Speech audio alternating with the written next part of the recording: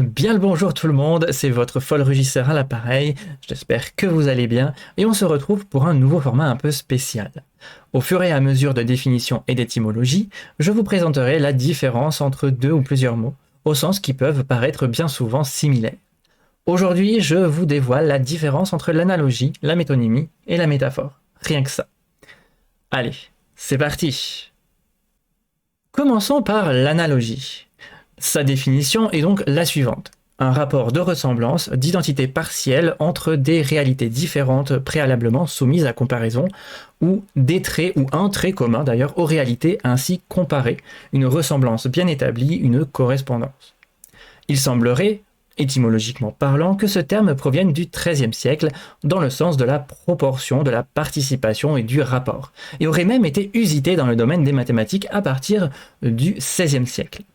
Il serait tiré du latin analogia, tout simplement, le rapport, la conformité, au sens général et de terme grammatical. On pourra dire aussi par affaiblissement qu'il se rapprochera du mot correspondance. En ce qui concerne la métonymie, sa définition est la suivante. Figure d'expression par laquelle on désigne une entité conceptuelle au moyen d'un terme qui, en langue, en signifie une autre, celle-ci étant au départ associée à la première par un rapport de contiguïté. D'ailleurs, par analogie, ce serait donc une image qui peut constituer une métonymie, en particulier dans le domaine des arts. Alors, le terme serait donc attesté étymologiquement parlant au XVIe siècle par le terme métonymie, avec un H, et il serait emprunté au bas latin metonymia, la dénomination. Dans bien des cas, la définition donnée de ce mot consiste en une simple énumération des principales modalités de contiguïté, un rapport de cause à effet, de matière à objet, de contenant à contenu, de partie à totalité, etc., etc. La métonymie peut affecter le substantif, le nom aussi, donc l'adjectif qualificatif et le verbe. Attention cependant, car la confusion est fréquente quant à l'identification de la métonymie et de la métaphore. D'ailleurs, parlons-en. Voici les définitions de la métaphore.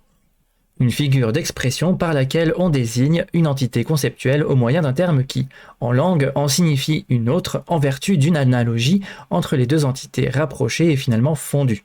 Et on dira d'ailleurs par extension une façon figurée de parler. Le terme serait de la fin du XIIIe siècle et il serait emprunté au latin métaphora au sens du transport, d'où le changement, et aussi du verbe métaféro, du fait de transporter, et du mot même foradefero, le fait de porter, d'ailleurs qui se traduirait plutôt par je porte. De là, on verra d'ailleurs apparaître les variantes la métaphorisation, donc la création d'une métaphore, le fait de métaphoriser, donc faire des métaphores, s'exprimer en recourant à celle-ci, et le métaphorisme, la tendance marquée à recourir à la métaphore. Maintenant qu'on sait tout ça, quelle est clairement la différence entre ces pratiques linguistiques ? On peut dire premièrement que la métonymie et la métaphore font partie des figures d'analogie, qui en sont donc des synonymes, bien qu'ayant chacune des nuances d'utilisation. Leur sens en général sera de faire des correspondances ou des ressemblances entre deux termes ou deux expressions parfois très éloignées. La métaphore veut faire correspondre un terme ou une expression de base avec un autre mot ou alors une autre expression, parfois éloignée de la première, sans qu'il y ait vraiment de lien entre les deux, et qui, subtilement, n'utilise pas de termes comparatifs. Elle est souvent utilisée en poésie ou en prose d'ailleurs. Par exemple, « Je suis un vieux boudoir plein de roses fanées », dira Baudelaire dans Spleen. Concernant la métonymie, le sens des deux termes ou expressions mis côte à côte n'est pas à aller chercher très loin et les deux sont souvent liés par un rapport de contiguïté et de proximité. Elle est souvent utilisée dans le langage courant pour engendrer un nouveau sens au terme ou à l'expression. On désigne donc une réalité par un nom qui se réfère à une autre réalité.